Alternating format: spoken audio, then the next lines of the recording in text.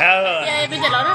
Hello guys, देखो मेरी छोरी इतनी समझदार है कि माँ बाप को दूध नहीं पिलाना पड़ता, अपने पीती है। देखो कमेंट में बताना कि मेरी लड़की कैसी है।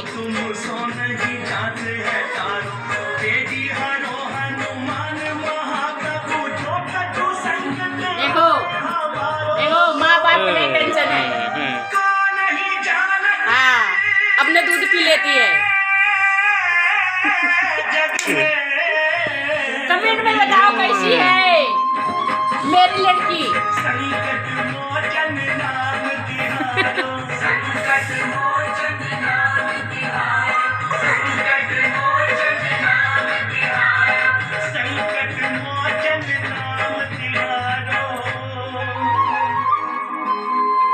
नौटंकी बात है, चल बस कर।